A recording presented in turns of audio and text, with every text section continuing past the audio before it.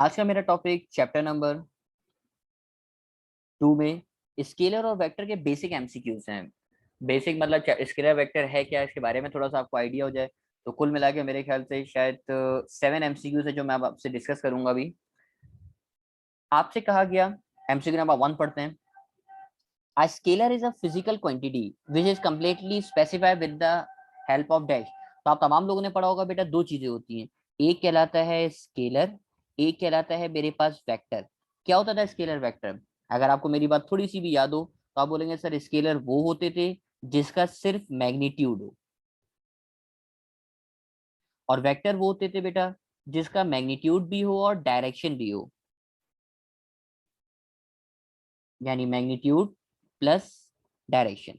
यानी जिसका मैग्नीट्यूड और डायरेक्शन भी हो बेटा वो कहलाता है मेरे पास वेक्टर क्वांटिटी, जिसका सिर्फ मैग्नीट्यूड हो तो वो कहलाएगा स्केलर क्वांटिटी। तो एमसीक्यू नंबर फर्स्ट का जो करेक्ट आंसर आ रहा है वो आ रहा है बेटा एमसीक्यू नंबर 1 का। क्या उसने क्योंकि स्केलर की बात करी तो स्केलर में सिर्फ क्या होगा, मैग्नीट्यूड ओनली होगा। एमसीक्यू नंबर 1 के बाद एमसीक्यू नंबर 2 में आपसे क्या कह रहा है, all the following are vectors. इसमें से सारे वेक्टर हैं सिवाय किसके? इसमें से मतलब कौन वेक्टर नहीं है? All the vector except, except का मतलब जो, वो बताओ जो वेक्टर नहीं है। तो बेटा इम्पल्स भी वेक्टर होता है, मोमेंटम भी वेक्टर होता है, टॉर्क भी वेक्टर होता है। डेंसिटी जो नजर आ रहा है ये स्केलर क्वांटिटी है, यानी करेक्ट जवाब ऑप्शन नंबर डी होगा, क्योंकि डेंसिटी मेरे पास कौन सी क्वांटिटी है, स्केलर क्वांटिटी है। एमसीक्यू नंबर 2 के बाद आते हैं एमसीक्यू नंबर 3 की तरफ। बट एमसीक्यू नंबर 3 तो आपके लिए बड़ा ही आसान एमसीक्यू हो गया।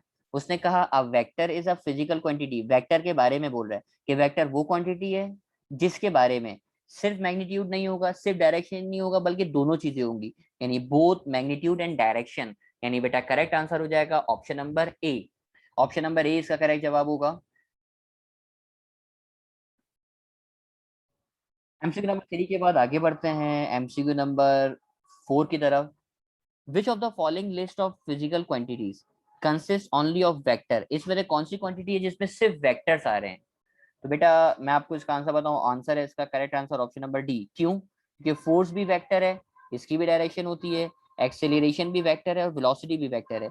ये तीनों की तीनों क्वांटिटी बेटा वेलोसिटी, यानी तीनों जो क्वांटिटीज नजर आ रही है तीनों की तीनों वेक्टर क्वांटिटीज हैं।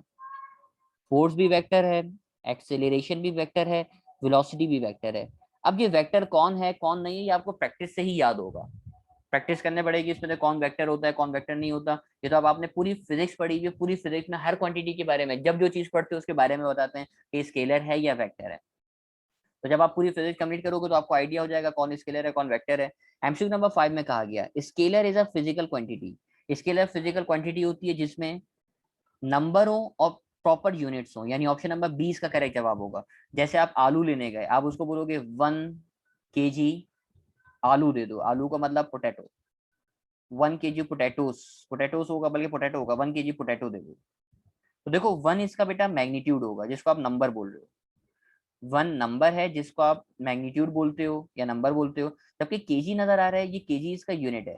इसमें आपने डायरेक्शन थोड़ी लगाई, आपने ये थोड़ी बोला 1 किलो आलू दे दो नॉर्थ में, आपने इस तरह से थोड़ी बोला उसके कि 1 kg आलू चाहिए नॉर्थ में, आपने डायरेक्शन नहीं बताई। तो ये स्केलर क्वांटिटी है। तो स्केलर क्वांटिटी को बताने के लिए नंबर की जरूरत है प्रॉपर यूनिट्स के साथ। तो एमसीक्यू नंबर 5 का करेक्ट जवाब हो गया बेटा मेरे पास option number B. MCQ number 5 के बाद एमसीक्यू नंबर 6 और 7 के ऊपर आते हैं।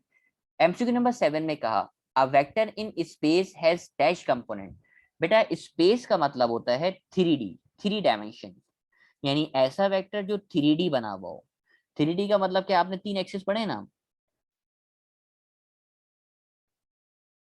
X Y Z. मेरे पास 3 तरह के एक्सिस होते हैं, एक्स वाई जेड। तो 3D का मतलब होता है बेटा 3 डायमेंशंस,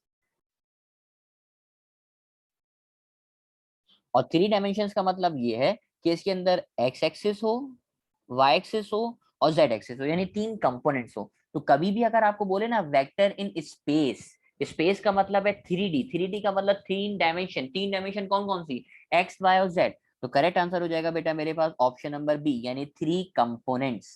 जबकि एमसीक्यू नंबर 7 में आपसे क्या कह रहा है, एमसीक्यू नंबर 7 में देखो अ वेक्टर इन प्लेन। तो बेटा प्लेन का मतलब होता है 2D, और 2D का मतलब क्या हो जाएगा, तो आप बोलेंगे सर 2D का मतलब हो जाएगा 2 डायमेंशन।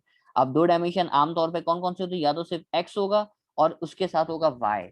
तो एक्स और वाई 2 डायमेंशन होने का मतलब करेक्ट आंसर हो जाएगा बेटा कितने कंपोनेंट, 2 कंपोनेंट हो जाएंगे। तो आप आइंदा से याद रखोगे बेटा वेक्टर अगर स्पेस में होगा तो 3D कहलाएगा 3 कंपोनेंट, और वेक्टर अगर प्लेन में होगा तो 2D कहलाएगा 2 डायमेंशन, यानी एक्स और वाई कंपोनेंट यानी 2 कंपोनेंट होंगे। तो यहाँ पहुंच के आपके वेक्टर के जो बेसिक एमसीक्यूज थे वो कंप्लीट हुए।